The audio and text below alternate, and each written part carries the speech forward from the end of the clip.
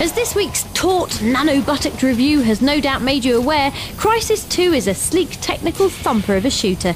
We're big fans, and to find out more about how the game was made, we spoke to Sten Hubler and Nathan Camarillo from the game's developer Crytek. Take it away, fellas. You know, there's two things that were kind of new to us as Crytek. One was making a sequel. That was something we haven't done before. Usually we kind of just made new games. And then it was like, okay, you know, Crysis 2, how do we go about this? And the other one was going to consoles, because that was something as a PC, you know, coming from the PC development side, PC community side, that was something we had to get our head around.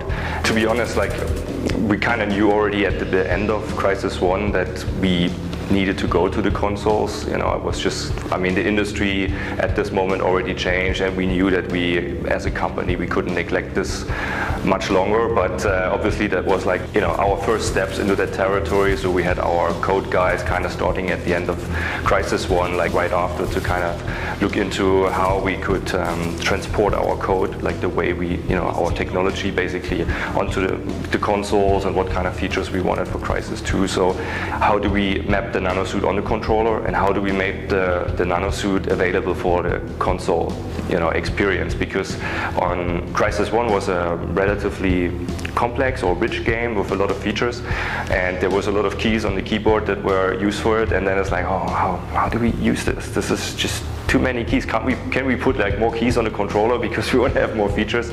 So obviously you can't do that, and it was a lot of iterations. The breakthrough was actually about halfway through the production that we suddenly kind of thought like, hey, maybe we should just go a bit from a different angle on it. And we had like a really cool meeting with the multiplayer guys, single player guys, Shepard, Nathan, so basically all the kind of creative leads in that area, and we sat down for like a whole afternoon, kind of really thought it through, and then we had this like really, like everything came together, and then that's kind of like how we have now the controller mapped. You know, we have three main pillars of Crysis 2 that are really important to what makes Crysis 2 what it is, and that's the fact that it's set in New York. I mean, it's a great city. It's a great setting for a game, and then we have the nanosuit and all the nanosuit gameplay, and the modules and the customization and the mobility of the nanosuit and stealth and armor gameplay.